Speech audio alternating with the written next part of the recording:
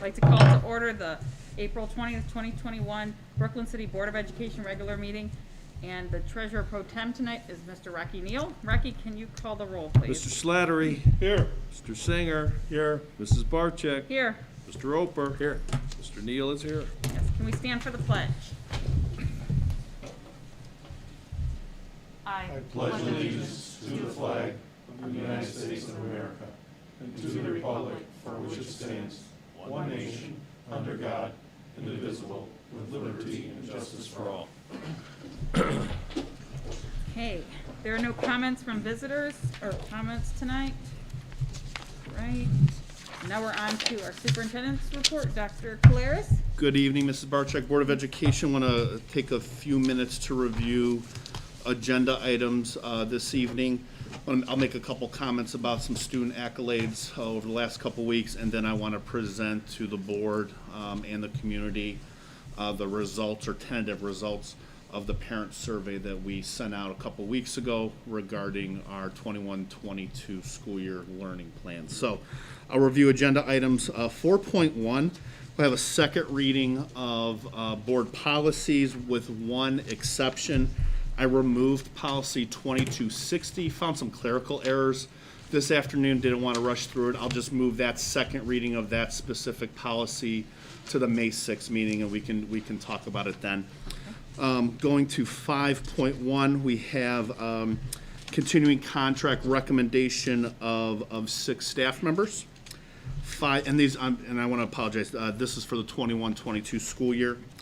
5.2, approving the limited contract of our certified staff for the 21-22 school year.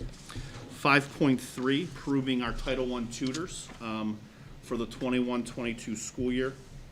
5.4 is a personnel recommendation of we have a new counselor coming aboard, Mr. Petiti, and he'll be coming from us from Parma. So recommendation for Mr. Petiti regarding our school counselor position. 5.5 is we want to give Mr. Petiti a chance to work with Mrs. Burr, our new principal, and Ms. Smith regarding transition next school year. So I'm recommending to the board 5 transition days in June so that he can get aboard appropriately with the transition. 5.6, this is a recommendation for a new intervention specialist, James Shepard. 5.7, recommendation of coaching assignments for the 21-22 school year. I've only approved the head coaches right now because I wanted to get the head coaches started for the summer, make sure that they're covered. In May, I'll approve the fall assistant coaches. Winter assistant coaches and spring assistant coaches will not come until later in the school year. So that'll get them going for this summer. 5.8, we have a certified unpaid leave of absence for 2 staff members. 5.9, we have a certified resignation of one of our teachers at the high school. 5.10, unpaid leave of absence for 2 classified staff members. 5.11, resignation of a classified staff member. 5.12, it'll be the employment of our CATS preschool employees for the 21-22 school year. 5.13, we have 2 classified staff members retiring, Mrs. Hastings and Mrs. Victor. So we'll be accepting their retirement. 5.15 and 5.16 are just commendations for their years of service to the district. 5.16, an administrative resignation. Mrs. Seco came to me about a week and a half ago. She's going to be accepting another position in a local school district, so we'll be accepting her resignation. And then 6.1, we have a small donation to approve. And those are the agenda items, Mrs. Barczyk. Any questions before I go? Okay. Couple of things. I want to congratulate our 7th and 8th grade Power of the Pen finalists. We had 2 students who made it to the state in regards to Power of the Pen. We had our Math Olympiad students who did very well. Mrs. Mack over at the lower school was able to work with those students, and so we had a couple students who progressed pretty far in the competition. And last week we had our Honor Society induction, so I want to congratulate all of those students regarding their induction. At this time, I'm going to transition into the presentation, kind of go over the results that we've had from parents.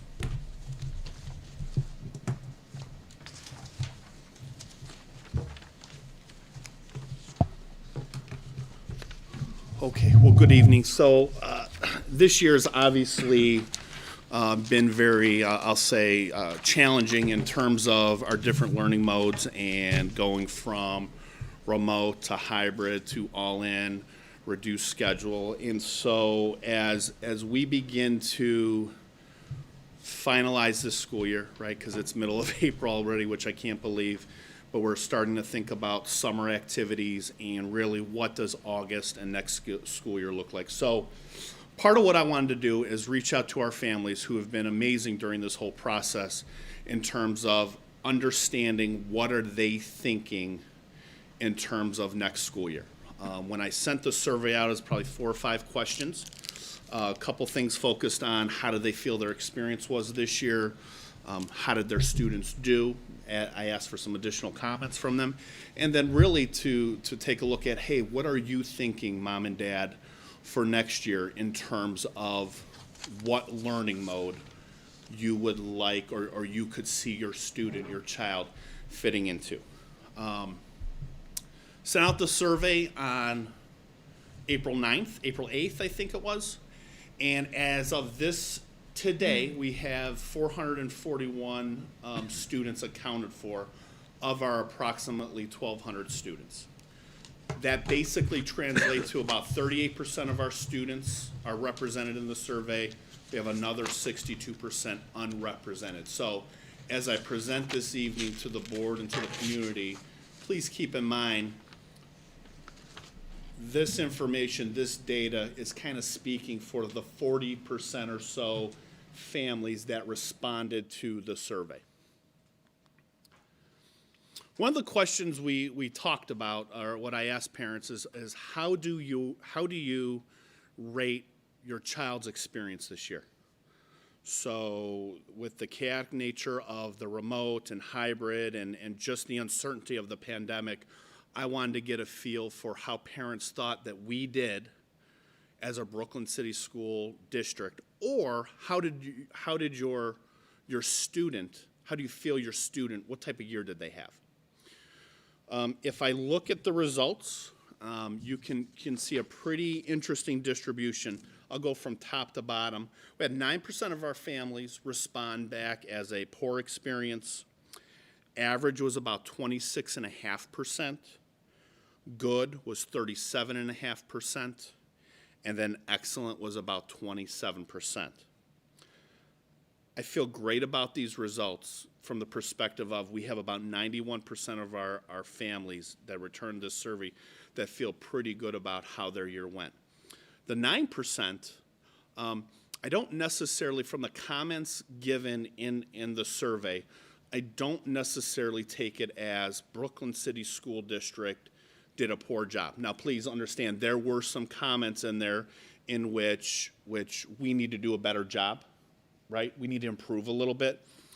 But I don't generally see that as Brooklyn City Schools did a poor job of educating students during a pandemic. What I take it as it's a pandemic, and my student either didn't do well in the learning platform or they struggled going back and forth. So good results. I'd like to see more comments and more results from our families, but generally, this makes me feel pretty good about how we did as a district, and that goes to the support of you, the Board of Education, but our classified, certified staff and our administrators just did an amazing job this year with handling all the uncertainty.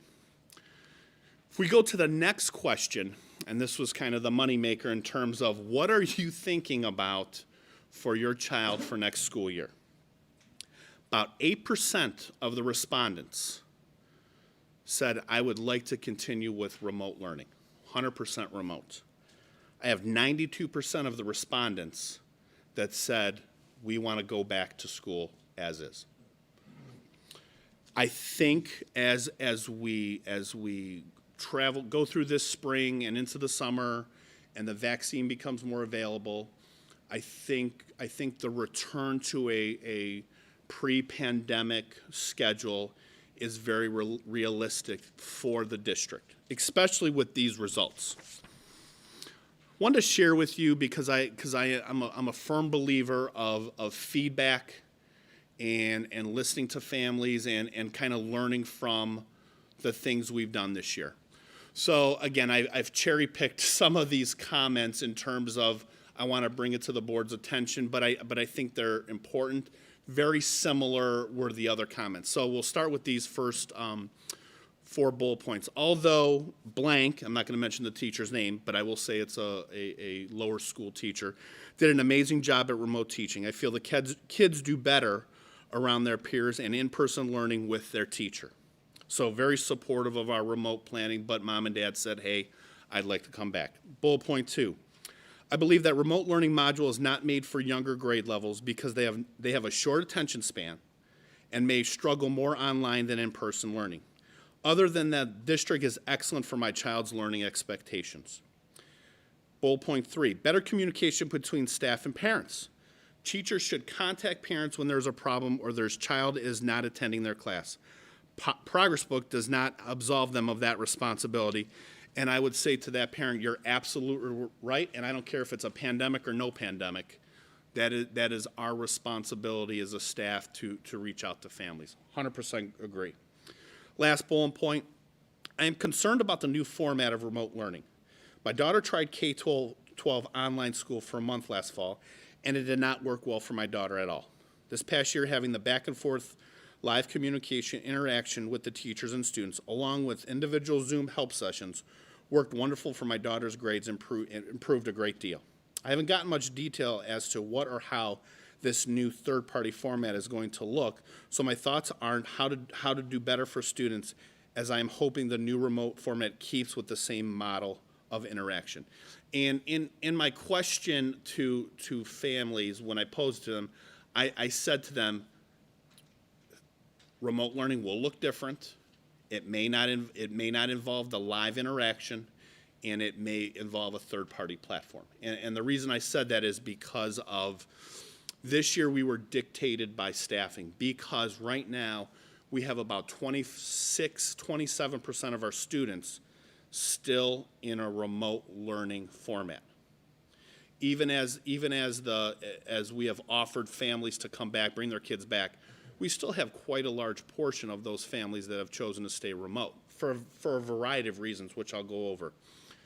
As I see these results where we have an overwhelming majority of families wanting to come back to in-person, I see a challenge in our staffing in trying to do both that synchronous, asynchronous learning with remote students. So that's the reason I preface that. The next slide. This is my first year my child hasn't been all sick all year. Every year we battle ear infections from cold, strep, and the flu. Being home has made a world of difference with the family of 6 and a 3-year-old at home, unvaccinated from COVID, and you can kind of read the rest of that. So a parent in support of, some of the things we had talked about in terms of, kids aren't as sick this year. We're not seeing a lot of the typical sickness we have this year. I think there's a lot of reasons for that. I think masks are one of them. I think our mitigation techniques. I think those are all very important things. Second bullet point, as long as safety measures are taken for COVID in class. So absolutely, we will continue with our mitigation strategies. Bullet point 3, I think the students being in all 5 days a week for full-time is what they need, and the students being in school till at least 3 o'clock helps the parents that work 6 to 2 or 7 to 3. I know that this doesn't help other shifts that our parents are at work, but 8 to 3 is what families are used to for the most part. Hashtag all in. And that's one of the things that we've heard from the beginning, back in July, August, from our families. I work all day. What am I going to do with kids? And that's an important consideration for us, right? I think back in early in the fall of last year, we were faced with a very uncertain situation in terms of COVID. Obviously, as we progressed through the fall and the winter, the data did not get much better, but it's trending better now. And so that's that was a big concern from me from the start. What do our parents, where are our kids going to go? Is learning at home the most effective for our kids? Because if mom and dad have to work, they have to go to a babysitter or a family member's house, or if they go to daycare, where's the quality of education for our families that can't accommodate or can't figure it out during the day? If we go to the last sheet here, think that all the teachers are doing the very, very best they can. But I also think that my daughter is missing key components of a quality education by being remote. You can kind of read the rest of it. The second bullet point, I like the idea of the Digital Learning Academy and have enrolled my son in that. I like that it provides a hybrid learning option. He did beautifully this school year with remote instruction. In fact, better than all previous years in person. You can kind of read the rest. And that's a great comment, because we did find students this year that were successful in the remote option and were successful in that hybrid option. And so that's always a consideration of how do we provide options for students that help them and help their development. Last bullet point there is online learning should be more comprehensive and more agile. Online learning is new to everyone, but it seems that in-person is more beneficial. So, very good comments from families. I appreciate the honesty, and that's a general sense of what I saw with the majority of those comments. I got 9 preliminary takeaways here from the survey, and I just want to kind of go through it and then open it up and maybe comments to the board. If you have questions, kind of stop midpoint. Number 1, survey data suggests that our parents overwhelmingly want to return to a pre-pandemic school structure. And again, that is based on the survey results that we have at this point in the survey. Number 2, the survey results suggest that our families' parents overwhelmingly support the job our certified and classified staff did this year. And I appreciate that support. That doesn't mean we can't get better, but I absolutely believe that I feel that our parents have supported us during this process. The survey results suggest a small percent of our families would like to continue with a remote option, if available by law. And what I want to say with that caveat there, right now, legislation only allows for that 100% remote option through the end of this school year. I'm hearing from state organizations that they're going to extend that option for remote for at least one more year. But right now, by law, that remote option that the school district is giving is ending at the conclusion of this school year. But I do anticipate that to be extended for 21-22. Our success this school year was a result of the partnership between our families and the school district. Wholeheartedly believe that. 5, we'll continue to accept survey feedback till this Friday, April 23rd. Our Brooklyn Digital Learning Academy will serve as the alternate to remote learning for our students in grades 9 through 12. Brooklyn Digital Learning Academy is a hybrid format. And so for our students looking for that online remote component, BDLA is going to be the avenue for our 9 through 12, right? Because I have a firm belief that our kids need to be here for some of that specific instruction that they necessarily cannot get online being by themselves. For example, if I'm in a chemistry class and I'm at home, well, chemistry is a pretty complicated topic. I'm going to need some support from our staff members. That's that hybrid half-day model, 5 days a week, that we're going to move forward with our high school students. Number 7, based on the results I have here, the district will return to a pre-pandemic bell schedule for the 21-22 school year for in-person students. So I anticipate next year, Monday through Friday, 8 o'clock to 3 o'clock-ish for our bell schedule for next year. So we will be all in all day, every day for next school year. Number 8, I think it's important that we start looking at some of the potential remote options. We still have 8% of our surveyed families that would like that remote option. I will say the caveat is because it's a low percentage right now, the staffing, the way we're doing it now, will not be possible next year. Will not be possible next year. And I would recommend, and I'll talk about this, I'm going to have our building principals reach out to our families to find out why they've selected remote. And then you obviously know this, 92% of the surveyed students prefer return to in-person learning. I just wanted to break down some of the numbers because percentages can become fuzzy. Pre-K through 1, we had two parents say that they prefer 100% remote. Our 2 to 3 grade band, 5 students. 4 to 5 grade band, 2 students. 6 to 8, 11 students. And then 9 to 12, 17 students. Some things that this means, and we know for a fact right now. We will not offer remote option for preschool students next year. We've had that we had that this year because of the back and forth between remote and hybrid and in person. We will not have a remote option for our preschool next year. K through 5 and 6 through 8. We're looking at a remote option. It's more likely going to be a third-party vendor to help us do that, and I'll explain that in a second. 9 through 12, we will use our Brooklyn Digital Learning Academy to focus through our remote learning. The last 2 bullet points are really important. Medically fragile students will be considered on an individual basis.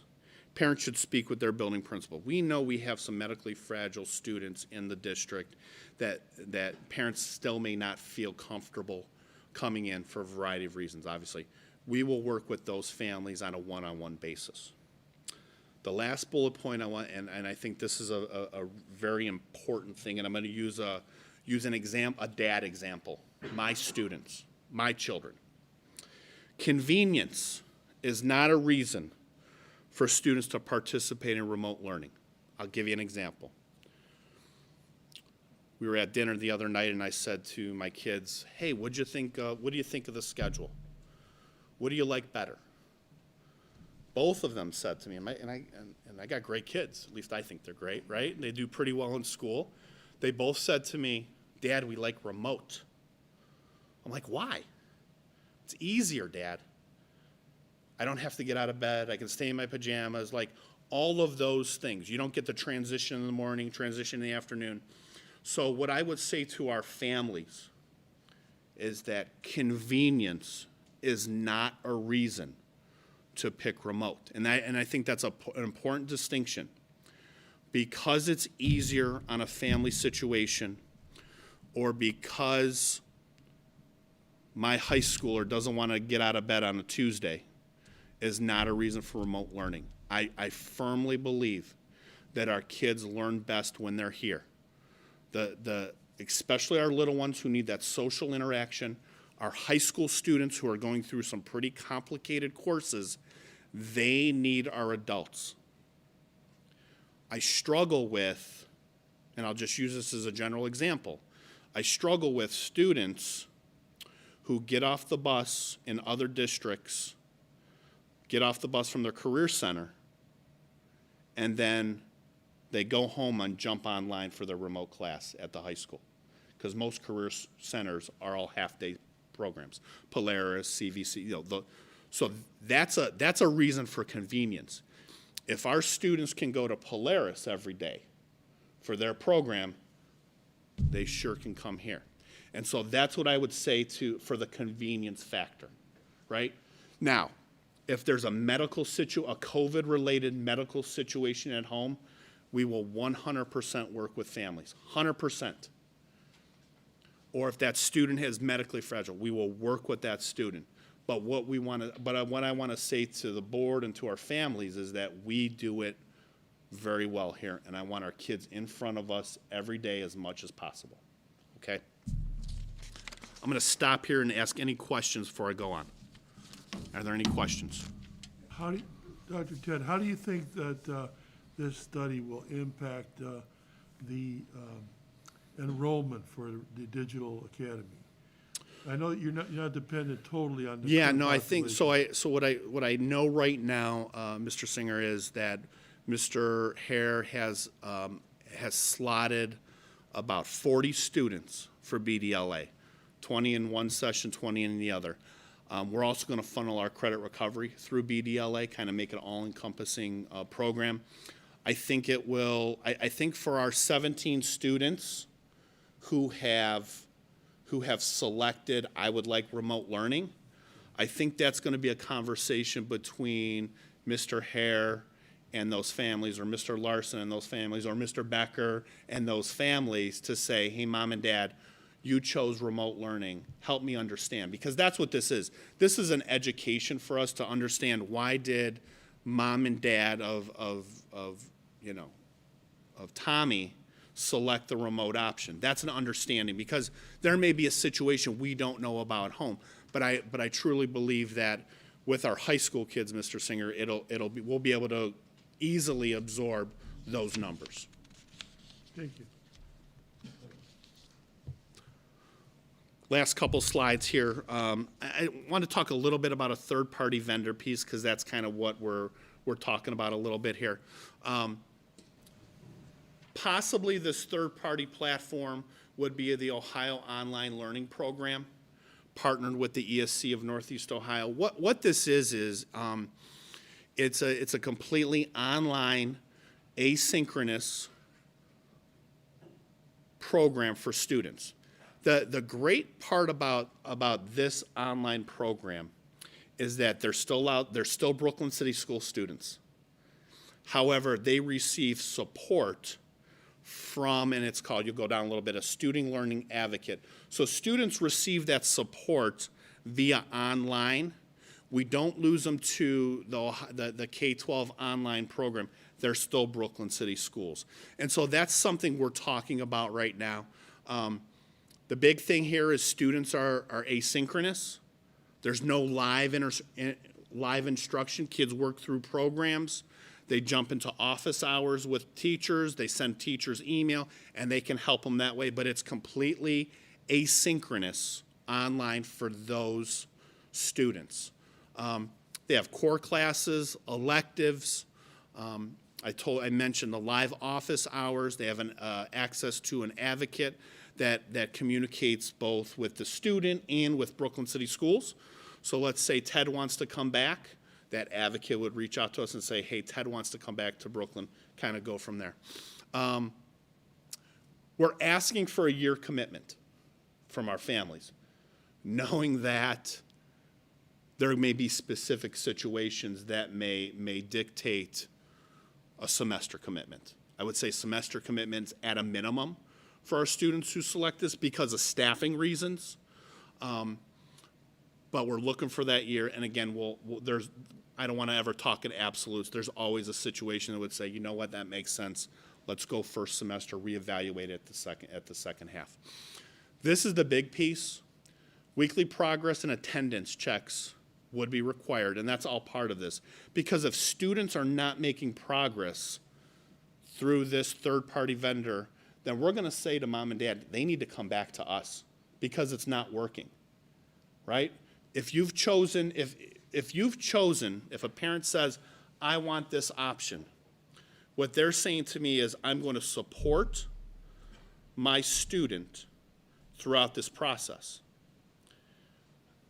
It can be very easy to sleep in or miss a class or get behind on assignments. That would be kind of that student-school compact to say, as long as you're making progress, you're good to go. If you start slipping behind a little bit or you're not even attending or not doing work, we're going to call and say, it's time to come back to the district. Last steps for this year, and just kind of real quickly here, we're going to continue to collect the survey data from families through this Friday. We're going to determine the preliminary learning model options for next school year. I'm going to have building principals reach out to our families that have selected remote to say, what's going on? Why do you like this? And for our principals, our counselors to have conversations with those families so they can get to the bottom of why did you choose remote? And is there something we can do to help you or convince you to come back to the district, right? So this is all a learning process for us. We're going to determine our staffing priorities for the models. We want to finalize May and June. We want to announce to our families in May and June. And then we're gonna present to the Board of Education, hopefully in June, kind of the summative, okay, as of, this is what we plan for 21-22 school year. But I think at minimum, I'm excited to have a regular year, so to speak. Excited to welcome those kids back, but I can't thank our parents, our families, our staff, the board for all the support this year, because I truly believe we were a model school district in this area, right? I think our hybrid plan was innovative.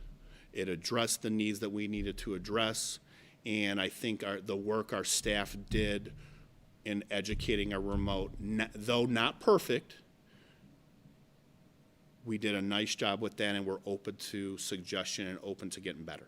So that's the tentative results from the plan. I'll send the board, once it closes, I'll kind of update this again with new numbers, but I'll open it up to any questions from anybody. Mr. Neal.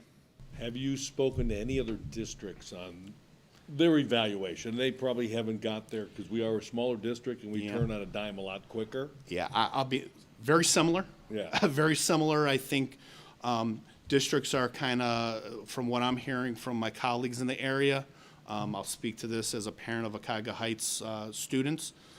They're going back all in, and they're going to have some form of remote option in terms of that third-party piece, and primarily because they believe, like we do, that we can educate our students better in person than a computer program, right? And again, not criticizing, but just saying, like, our kids need to be with adults so we can evaluate them and make sure. But Mr. Neal, yeah, districts are very similar to what we're doing. Mr. Singer. The $64,000 question, Dr. Ted, and that is, it might be a little too early to tell, but, have you gotten any feedback from guidance counselors about these kids when they graduate going through the digital academy or digital online learning? Mm-hmm. Is there going to be any kind of bump in the road on a transition to going to a college, a traditional college? I know some of the universities have online learning that's already built in, so Right. they're very accustomed to it, but some of the traditional colleges and universities don't. Yeah. So if they want to transition, matriculate into let's say, smaller college that doesn't have any kind of online training, Right. how's that going to be perceived? Yeah, so so if I'm a college looking at Ted Calaris's transcript, Right. it's going to say Algebra 1, whether I'm in a regular classroom or I'm in the digital academy. I think so from a transcript standpoint, no, there's going to be no distinguishable difference between our kids in BDLA and our kids sitting in a regular classroom. I think the piece here that we're going to work hard at and we're going to be very aware of is we're still going to have our counselors working with our BDLA students. We're going to still have that social emotional piece. We're going to still do the career piece, the college piece. I think with the flexibility of the program, it allows us to do some really innovative things. And so what the program looks like next year in year one will probably be different in year 2 and 3. And I think that's a positive thing. We're going to continually evaluate how we're doing things. But from a man hour and an attention standpoint to those kids, it's not going to look different for them. Absolutely not. Thank you. Any other questions? I appreciate your time, and I'll send an update this Friday. But again, I would encourage families, if they're listening, haven't filled out that survey, please do so. I think it's important to get those results from everybody. Thank you. Thank you. Thank you, Dr. Calaris. Now on to comments from board members and board committee reports, and we're gonna start off with Mr. Rocky Neal tonight. Mrs. Barcheck, or Madam President, would you mind if I moved over? 'Cause No, I'm gonna do that's a fine. lot of reading and Yeah, that's fine, talking. yeah, that's fine. Just slide over here and I wanna put my mask down. Absolutely, that's fine. Oh, thank you. Now you're like 12 feet away from all of us. You're like 12 feet away from all of us, so. Alright, glasses. Alright, Mr. Claris, thank you. A couple items, legislative items. Alright, We want you in stereo. yeah, I got a big enough mouth, so I don't have to worry about that. Couple things, I did bring this to the board's attention a couple weeks ago in a backroom meeting, that, House Bill 200 about the grade change. They are looking to get rid of A, B, C, D, and F. Letter grades, they're gonna create a whole new atmosphere. Those are gonna be the following new performance ratings are gonna be significantly exceeds expectations, meets expectations, making substantial progress toward expectations, making moderate progress toward expectations, and in need of support. So those are some, will be replacing A, B, C, D, and F. Let's see, the next thing, that's the same sheet. The next thing is House Bill 4036, which will be coming down the pike. Dyslexia screening, intervention, and remediation measures will be changed in the near future. That's a few years down the road. They'll be putting groups together, and teachers and buildings will be led by groups to oversee dyslexia in the system. All right. And then from the State Board of Education meeting, I brought in some data insight report. It was recently released by the department. It was pretty much to find out where everything and how they worked with COVID. So they've created some data education, and they were gonna go over the data and still running the system to understand the data through COVID and all the stuff that's been challenging through the year. Education delivery models, which ones works, which ones didn't. Internet connectivity and technology needs for those who need that. Student enrollment and attendance, pretty important. Kindergarten readiness assessment, and third grade English language arts. So they're gonna be putting all that stuff together as well, too, so. And that's about all I have from the legislative part. Did they explain why they want to change the grading? You know what? I mean, it kind of sounds like they're just softening it all up to where, That's the way I sort of read it as well, too. I'll send you off a copy of this. You may have got it as well, too. It doesn't really say. One of the people that are involved in it around here is Cameron Ryba, who's the superintendent in Strongsville. He was on the committee. It's, I think there's 9 people on the committee. So it doesn't really say why, that I can read. Yeah, if I could, Mr. Go ahead, I jump think in, please. I think they're looking to make some of the components of the report card more understandable for the communities and families.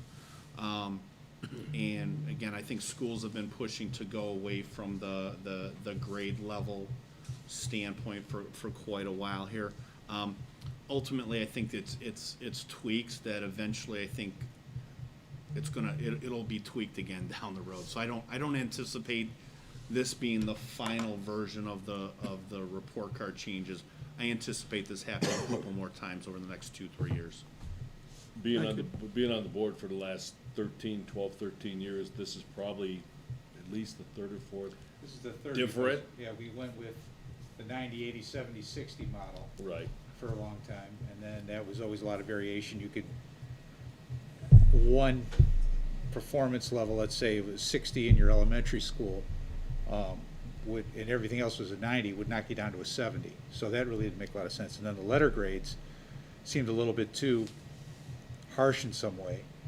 And Brooklyn, being a small district, didn't have a whole lot of leeway. There were subcategories that we didn't even qualify in, and even if we didn't qualify in it, we would still get dinged for not qualifying. I mean, we couldn't help that factor. So this is another attempt, I guess. I mean, That's all you can say, it's Yeah. another attempt. Okay, thank you. That's it, that's all I Okay. got. Now on to Mr. Rob Slattery. We had a rec board meeting scheduled, and it was rescheduled, something came up. The only other thing I want to say is thank you to the Brooklyn Athletic Boosters. We got a photo sent to us today. After, I think, 5 or 6 years of working on it, they got those trophy cases in. They look great, and can't wait to see them filled, so thank you for all the hard work. Ms. Slater, I just want to add a thank you to, they also helped contribute to, we got a new batting cage put in for our softball and baseball baseball athletes. Retractable in the field house. It's all season, so kids can get in there and practice and bat in the winter. And so they contributed part of that cost. So thank you to them also for that. Excellent, thank you. That's all I have. Okay, thank you. And now on to Mr. Jim Oper. Thank you, Madam President. My players report, if you're a freshman and you're interested in attending Polaris as a junior, there's a 9th grade advantage event at Polaris next Thursday, the 29th, from 6 to 7:30. You can see all the programs and see the labs and get an idea of what Polaris is all about. Let's see. A 2017 Polaris EMT fire training graduate from Strongsville, Adrian Kuna, was one of 2 Norfolk, Virginia Fire Department firefighters who were recognized. They with a coworker for Outstanding Firefighter of the Year. While they were off duty last May, they both risked their lives to help assist a victim of a vehicle accident on a local interstate. As the curriculum changes, Polaris tries to be as nimble as possible by offering courses for the future that provide good wages and promising careers. With the pandemic, there's been a sizable drop-off in the motorcycle class. Consequently, that lab is going to be cleared out. And that being said, there's a heightened interest in vet tech, I'll just say vet tech. Because currently Tri-C has a 2-year waiting list to become a vet technician. So Polaris plans on meeting with area vet techs to get a sense of what's needed, and they're also going to check out Butler and Great Oaks vocational schools, who both have vet tech programs. And the plan is to use the vacant lab for a vet tech program to start in 22-23. Applications to Polaris for next year, April 1st. There's currently 72 open slots out of 521. If you're still looking to enroll as a junior, there's still a lot of room. Precision CNC has some room. All of the rest are pretty well filled, but there's still some open slots there. Let's see. The applications, once again, Brooklyn is in the lead as far as percentage of the class. It's getting close, though. Fairview's up to 42%, we're at 45. So we have 65 applications in. The OPATA class, Ohio Peace Officer Training Academy, there's interest in that, and probably in the year 22-23. Now, I thought I'd never use these words as far as a vocational institution. They're looking into doing pre-law. Wow. So that's being looked at now. Awards, I have a couple of awards. We have 2 people from Brooklyn who are in the National Technical Honor Society, Victoria Godley in cosmetology, and Elizabeth Ta in criminal justice. And we also have, for the satellite programming, the National Technical Honor Society is, if I can find it, Haley Gwynn in engineering for National Technical Honor Society inductee for the satellite campus. And that is all I have. All right, thank you, Mr. Oper. And now on to Mr. Rick Singer. Yes, thank you, Madam President. We had a Finance Committee meeting, and I thank our treasurer, Mrs. Colleen Aho, for all the information that we did receive. It was a very informative meeting. A couple of topics was the 5-year forecast, obviously.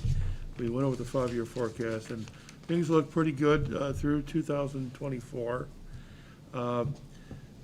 The other topic of discussion was, concerning the Finance Committee meeting, was looking to utilize some of the funds that we're getting for the COVID and pandemic mitigation, and perhaps reallocate some of the funds for redoing the track We know that the track at the stadium has to be refinished, so looking at ways to use monies that we would have spent on a general fund and allocate some of those funds from the ESSER fund and from the state funds. The other thing we discussed was the inventory as we progress to replace some of the furniture in English classes. Obviously, the inventory is a constant battle of keeping track of all the inventory, the desks, the seats, and everything else that goes along with it. But at least we have a starting point because we completed the inventory as requested by the state auditor's office. So we have a starting point and we're just building from there. Other than that, looking at possible uses and developments of what happens when the Cuyahoga County Library relinquishes control of the building from their usage back to the school system. So that was a matter of discussion as far as different uses for that building and the subsequent property, adjacent property between that building and the stadium. So that's pretty much that. I do have one accolade. I'd like to congratulate the students who were statewide recipients of awards in the Power of the Pen contest. The great way for our students to learn writing skills. They could be the future major authors of our country. And it's a great program, and it's pretty well run as well. I know my daughters were involved in it, and it's pretty strenuous as well for these kids to have to come up with the topics they have to write about and put together essays. And they're judged pretty harshly. So it's quite an accomplishment for our two students to get down to the state level. Absolutely. So, My daughter was in it in school, and it's intense. It is. We were just sitting in those kids go in the room, and they come out like they were in a meat grinder. Yeah. I mean, it's really intense. It is. They're timed and it's yeah. so that's the end of my report. Thank you. Thank you, Mr. Singer. I would also like to thank the athletic boosters for their, another one of their generous donations that they've done with the cabinets, and so I'd like to thank them for that. I would like to congratulate the National Honor Society inductees. I would like to say to the two retirees, they have definitely been an institution here in Brooklyn. Mrs. Hastings and Mrs. Victor, you will truly be missed, and you've made more of an impact than I think you'll know ever, and I always believe that you should strive not to make your presence known, but make your absence felt. Your absence will be felt next year. It just won't be the same without those two in here. There's been such an integral part and such a constant, reliable constant for our students that you definitely will be missed, but enjoy your retirement. If anyone would ever like to speak to me, I can always be reached at 216-406-4304 by phone or by text. And tonight's reader, now on to the reading of minutes and approval of financial statements. Tonight's reader is Mr. Rocky Neal. All righty. Resolved that the minutes of the April 6, 2021 Board of Education regular meeting and the April 14, 2021 Board of Education special meeting be adopted and all action taken by the Board of Education at said meeting is hereby reaffirmed and approved. So moved. Second. Questions, comments? Mr. Neal, can you call the roll? Mr. Slattery? Yes. Mr. Oper? Yes. Mr. Sanger? Yes. Mrs. Barcheck? Yes. Mr. Neal's a yes. Okay. This one's resolved that the Brooklyn City School District Board of Education hereby approves the second reading and adoption of the following board policies as noted. Motion, please. So moved. Second. Second. Questions, comments? Mr. Neal, can you call the roll? Who was first? I'm sorry. I Who was second? I believe, was it you, Jim? You seconded? So you did. You did. Yes, I'll take it. It's fine. I'll That's get fine. this. That's fine. Mr. Slattery? Yes. Mr. Oper? Yes. Mr. Sanger? Yes. Mrs. Barcheck? Yes. Mr. Neal's a yes. Resolved that the Brooklyn City School District Board of Education hereby approves a granting continuing contract to the teachers named below per completion of all documentation as required by the Ohio Revised Code as noted. So Okay. moved. Second, please? Second. Questions, comments? I have a question. I Yes. would- For the edification of the public, what is a continuing contract? Continuing contract is, so staff members have to have a master's degree and X amount of years as employed in the district. Basically, what it means is they incur a different type of seniority. And so the difference between continuing contract staff members and limited staff members basically mean that the continuing contract teachers have more seniority in terms of our limited teachers.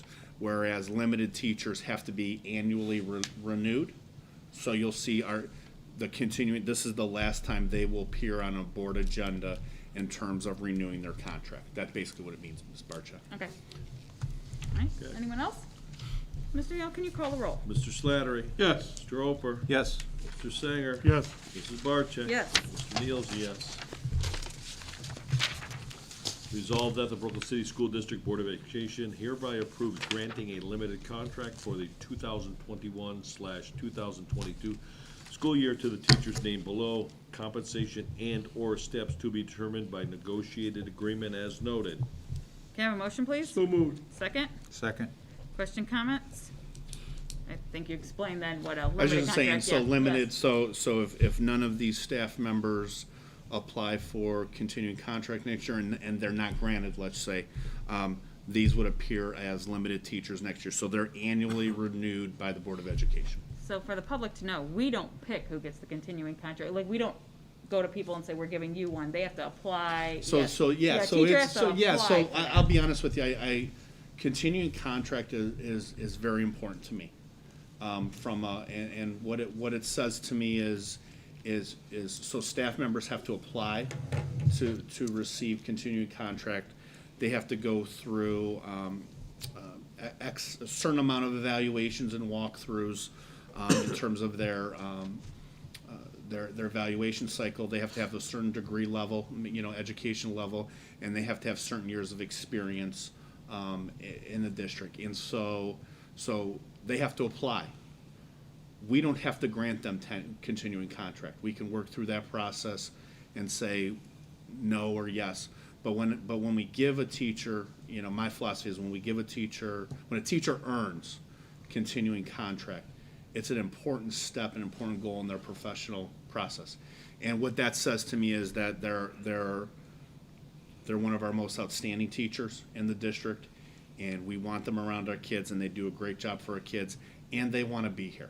And so for me, it's an important step and an important endorsement of that teacher, right? So for us to grant continuing contract, it says that we appreciate what they do, that they're good for kids, and that we want them as a hurricane for quite a long time. Anyone else? Mr. Neal, can you call the roll? Mr. Slattery? Yes. Mr. Oper? Yes. Mr. Singer? Yes. Mrs. Barcheck? Yes.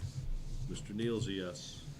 Resolved that the Brooklyn City School District Board of Education hereby approves the granting of a limited contract to the following certified personnel for the 2021-2022 school year as tutors to be paid from the annual federal Title I funds received by the school district as noted. Motion, please? So moved. Second? Second.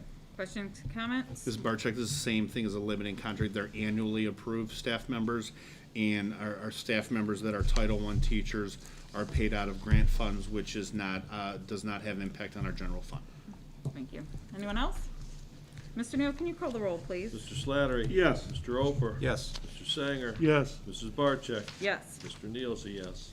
Resolved that the Brooklyn City School District Board of Education hereby approves granting a limited contract to Christopher Petiti, PK through 7 Brooklyn School Counselor, Class 4, Step 2 for the 2021-22 school year, contingent upon successful completion of the background check and verifications of credentials. Can I have a motion, please?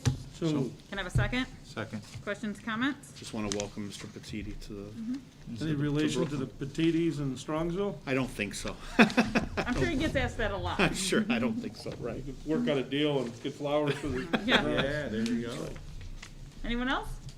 Mr. Neal, can you call the roll, please? Mr. Slattery? Yes. Mr. Oper? Yes. Mr. Sanger? Yes. Mrs. Barcheck? Yes. Mr. Neal's a yes.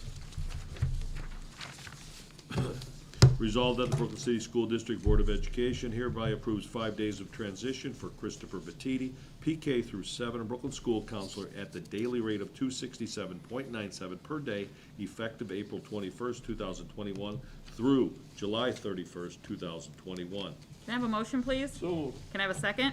Second. Questions, comments? Mr. Neal, can you call the roll? I missed this one. Mr. Slattery? Yeah. Mr. Oper? Yes. Mr. Sanger? Yes. Mrs. Barcheck? Yes. Mr. Neal's a yes. 1 second, all right. Resolved that the Brooklyn City School District Board of Education hereby approves granting a limited contract to James Shepard, Intervention Specialist, Class 3, Step 7, for the 2021-2022 school year, contingent upon successful completion of background check and verification of credentials. Can I have a motion, please? So moved. Can I have a second? Second. Questions, comments? Just like to welcome Mr. Shepherd back. Mr. Neal, can you call the roll, Mr. please? Slattery? Yes. Mr. Oper? Yes. Mr. Sanger? Yes. Mrs. Barcheck? Yes. Mr. Neal's a yes. Resolved that the Brooklyn City School District Board of Education hereby approves the following persons for the 2021-22 supplementing coaching assignments with the provision of such individual comply with all high school athletic association rules and regulations of the State Department of Education, regulations pertaining to proper certification and/or first aid training, and fulfills the requirements of the job description attached to their supplemental contract. I'm gonna read these just because they're head coaches. Mary Mayline, head varsity boys soccer coach; Allison Rafter, head varsity girls soccer coach; Debbie Hall, head varsity volleyball coach; Pat Costanzo, head varsity football coach; Katie Demian, head varsity cheerleading coach; Scott Urick, head varsity girls basketball coach; James Shepard, head varsity boys basketball coach. Can I have a motion, please? So moved. Can I have a second, please? Second. Questions, comments? Yeah, Mr. Barcheck, the fall assistants will come later on and winter will come next school year. Okay. Okay. Thank you so much. Mr. Neal, can you call the roll? Mr. Slattery? Yes. Mr. Oper? Yes. Mr. Sanger? Yes. Mrs. Barcheck? Yes. Mr. Neal's a yes. 1 second. Certified unpaid, let's see, resolved that the Brooklyn City School District Board of Education hereby approves the unpaid leave of absence for the following personnel as noted. Can I have a motion, please? moved. Can I have a second? Second. Questions, comments? Mr. Neal, can you call the roll? Mr. Slattery? Yes. Mr. Oper? Yes. Mr. Sanger? Yes. Mrs. Barcheck? Yes. Mr. Neal's yes. Resolved that the Brooklyn City School District Board of Education hereby approves the resignation of the following certified personnel effective at the end of 2020-2021 school year as noted. Can I have a motion, please? So moved. Can I have a second? Second. Questions, comments?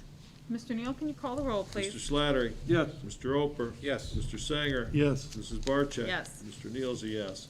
Resolved that the Brooklyn City School District Board of Education hereby approves the unpaid leave of absence for the following personnel as noted. Can I have a motion, please? So moved. Can I have a second? Second. Questions, comments? Mr. Neal, can you call the roll, please? Mr. Slattery? Yes. Mr. Oper? Yes. Mr. Sanger? Yes. Mrs. Barcheck? Yes. Mr. Neal's a yes. Resolved that the Brooklyn City School District Board of Education hereby approves the resignation of Anthony Jones, classroom assistant, effective April 12, 2021. Can I have a motion, please? So moved. Can I have a second? Second. Questions, comments? Mr. Neal, can you call the roll? Mr. Slattery? Yes. Mr. Oper? Yes. Mr. Sanger? Yes. Mrs. Barcheck? Yes. Mr. Neal's a yes.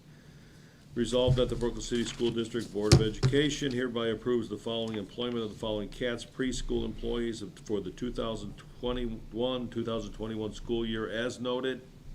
Can I have a motion, please? So moved. Can I have a second? Second. Questions, comments? Mr. Neal, can you call the roll, please? Mr. Slattery? Yes. Mr. Oper? Yes. Mr. Sanger? Yes. Mrs. Barcheck? Yes. Mr. Neal's a yes. Resolved that the Brooklyn City School District Board of Education hereby accepts with regret the retirement of the following classified personnel. Barb Barbara Hastings, effective June 30th, 2021. Sandra Victor, effective at the end of the 2020-21 school year. Can I have a motion, please? So moved. Can I have a second? Questions, comments? Just want to say thank you Yep. to both of them for their years of service. I've known them for a long time, and not only do they do a great job in their positions and with staff and with students, they're just great people. So they will be missed. I want to thank them for their years of service. And they helped out quite a bit during this whole COVID thing. Oh, no, yeah, invaluable, absolutely. Mr. Neal, can you call the roll, please? Mr. Slattery? Yes. Mr. Oper? Yes. Mr. Sanger? Yes. Mrs. Barcheck? Yes. Mr. Neal's a yes. All right, hold on 1 second. Resolved that the Brooklyn City School District Board of Education hereby commends Barbara Hastings for her 22 years of service to the Brooklyn students. Can I have a motion, please? So moved. Can I have a second? Second. Questions, comments? Thank you for all your Thank you. service. Thank you. Thank you. Thank you. Mr. Neal, can you call the roll, please? Mr. Slattery? Yes. Mr. Oper? Yes. Mr. Sanger? Yes. Mrs. Barcheck? Yes. Mr. Neal's a yes. Resolved that the Brooklyn City School District Board of Education hereby commends Sandy Victor for the 30 years of service to the Brooklyn schools, for the students of Brooklyn. Can I have a motion, please? So moved. Can I have a second? Second. Questions, comments? Thank for- you. Thank you very Thank much. you. Thank you. Both of them. I hope they enjoy their retirement. That's right, supposed to. Yep. Mr. Neal, can you call the roll, please? Mr. Slattery? Yes. Mr. Oper? Yes. Mr. Sanger? Yes. Mrs. Barcheck? Yes. Mr. Neal's a yes. Resolved that the Brooklyn City School District Board of Education hereby accepts the resignation of Krista Seco, Principal, Brooklyn School, effective at the end of the 2020-2021 school year. Can I have a motion, please? So moved. Can I have a second? Questions, comments? Who was that? Rick and, Rick and myself. then Rob. Ms. All right. Barczyk, I just want to thank Mrs. Seco for her years of service. We only worked with each other this year, but she's a great person, kind person, loves our kids, and good luck. wish her nothing but the Yes, best the of luck best. in her next position. Absolutely. Yes. I agree. Mr. Neal, can you call the roll, please? Mr. Slattery? Yes. Mr. Oper? Yes. Mr. Sanger? Yes. Mrs. Barcheck? Yes. Mr. Neal's a yes. Where am I at here? Oh, I went the wrong one. Hold on 1 second, please. Resolved that the Brooklyn City School District Board of Education hereby, Board of Education, in accordance with ORC 33.13.26, gratefully accepts the generous monetary donation of $20 from Michael Palacisco, under the condition that the board shall have full control of this item. Can I have a motion, please? So moved. Can I have a second? Second. Questions, comments? Thank you for your Thank you donation. very much, Disco. Also known as Disco Cisco. Cisco.